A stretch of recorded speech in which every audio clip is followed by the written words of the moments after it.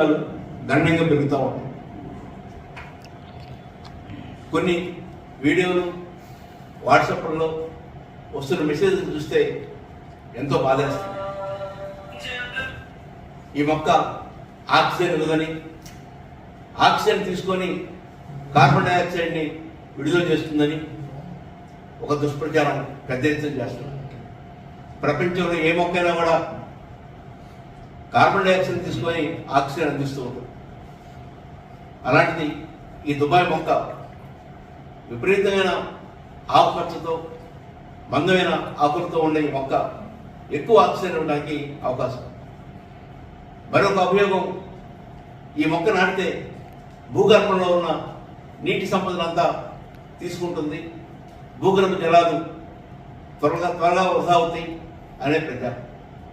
కానీ ఈ మొక్క ఒక 10 అడుగుల లోతుకు మాత్రమే తన వేళ్ళు పోతాయి, అంత మించి పోలే. అటువంటిప్పుడు భూగర్భంలో నీటిని మొత్తాన్ని తీసుకునే అవకాశం ఈ మొక్కకు లేదు.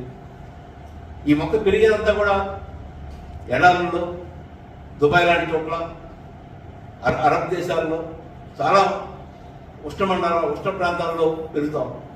నీరు లేని చోట పెరుగుతాం. కాబట్టి నీటి అవసరం లేకుండా కూడా ఈ మొక్క పెరుగుతుంది. ఈ మొక్క పట్ల ఒక రకమైన వ్యతిరేక భావాన్ని తీసుకురావడం జరిగింది.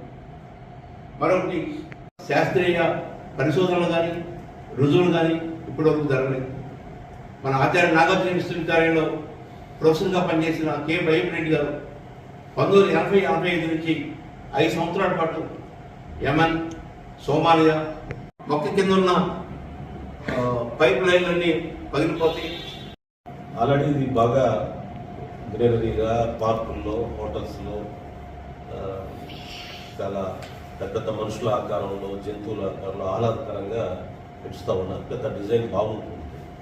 చాలా హైదరాబాద్ కానీ మన నగరాల్లో కానీ చక్కగా పార్కుల్ని తీర్చిదిద్దడంలో ఈ మొక్క చాలా ఉపయోగపడతాం. మరి సడన్గా ఏ స్టడీ వలన ఒక అభిప్రాయానికి వచ్చారో ఈ మొక్క నష్టం చేకూరుస్తుంది అనే ఒక అభిప్రాయం వచ్చింది. మనం ఏంటంటే, నాకైతే ప్రత్యేకంగా నా పర్సనల్ స్టడీ లేదు.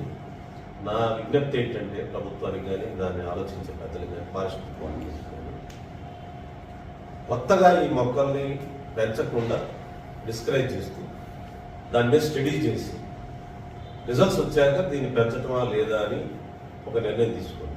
కానీ ఇప్పుడున్న మొక్కల్ని పీకేసే కార్యక్రమం, ఒక అభిప్రాయం ప్రజల్లోకి పంపిస్తే, ఇప్పుడు పీకేస్తాం స్టార్ట్ చేస్తే దానివల్ల ఎన్విరాన్మెంటల్ ప్రాబ్లం వస్తుంది. ఇది కొద్దిగా ఇబ్బంది అవుతుంది. దీని గురించి ఒక స్టడీ చేసి ఒక సైంటిఫిక్ రిపోర్ట్ వచ్చిన తర్వాత నిర్ణయం తీసుకుంటే బాగుంటుంది. అప్పటి వరకు ఇప్పుడు కొనసాగించి కొత్తగా పెంచకుండా భవిష్యత్తులో నిర్ణయం తీసుకుంటే బాగుంటుంది అనేది నా యొక్క మనవి. అదే రకంగా మనకు సహజంగా మన అభిప్రాయాలు ఎట్లా ఉంటాయంటే, ఎట్లా మిస్ కమ్యూనికేషన్ ఎలా ఉంటుందంటే, ఒక ఎన్విరాన్మెంటలిస్ట్ ఒక డాక్టర్ దగ్గరికి వెళ్ళామనుకోండి, బాగా కొంచెం అనారోగ్యంతో, మీరు బాగా తినాలి, బాగా చికెన్, మటన్ తినాలి, ఫిష్ తినాలి, మీకు ప్రోటీన్స్, ఫ్యాట్ ఇవన్నీ కావాలి అని అంటారు డాక్టర్. అదే ఎన్విరాన్మెంట్ దగ్గరికి వెళ్తే తినకూడదు, ఎక్కువ ఆహారం తినకూడదు, న్యూట్రిషనిస్ట్ మీరు శనగపప్పు తినండి, పప్పులు తినండి, పప్పు ధాన్యాలు తినండి, నాన్ వెజిటేరియన్ ఎక్కువ తినొద్దు అని చెప్తారు. అంటే జంప్ చేయబోయే ముందు ఆలోచించండి అంటారు. నా ఉద్దేశం ఏంటంటే, ఒక మొక్కని నరకబోయేటప్పుడు 3 సార్లు ఆలోచించండి. ఆ 3 సార్లు, ఒకటి ఏంటంటే దానివల్ల వచ్చే హెల్త్ ఇష్యూస్, 2 ఎన్విరాన్మెంటల్ ప్రాబ్లమ్స్ కానీ సొల్యూషన్స్ కానీ, ఆ తర్వాత 3వది ఏంటంటే, అన్నిటికంటే మనకి ఇప్పుడు భూతాపం పెరుగుతుంది, దాన్ని అరికట్టడానికి ఉపయోగపడినా చాలు ఇది. కాబట్టి ఈ 3 రకాల ఇష్యూస్ని చూసి స్టడీ చేసి గవర్నమెంట్ అప్పుడు నిర్ణయం తీసుకోమని, కానీ ఈ లోపల వాటిని కట్ చేయకుండా ఈ 3 నిర్ణయాలు తీసుకున్న దాకా దాన్ని కాపాడాలని నేను కోరుకుంటున్నాను.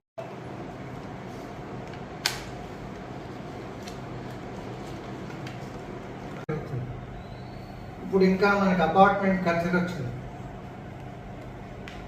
ఇప్పుడు పూర్వం ఎకరాలు కొనేవాళ్ళు, ఇప్పుడు గజాలు, అడుగులు రేట్లు పెరిగి ఉన్న స్థలాన్ని జాగ్రత్తగా వినియోగించుకోవాలనే ఆలోచనతో అపార్ట్మెంట్లు కట్టుకుంటున్నారు.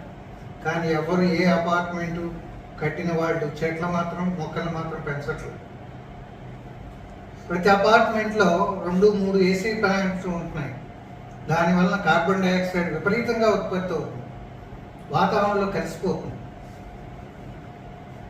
పూర్వం పల్లెటూళ్ళల్లో ప్రతి ఊర్లో ప్రతి ఇంటికి ఒక చెట్టు ఉండేది, అది వేప చెట్టు ఉండేది. చెరువు కట్ట పక్కన రావి చెట్లు, మర్రి చెట్లు ఉండేవి. అవి వాతావరణంలో ఉన్న 80-90% కార్బన్ డైఆక్సైడ్ని పీల్చుకొని ఆక్సిజన్ వదిలేసేవి.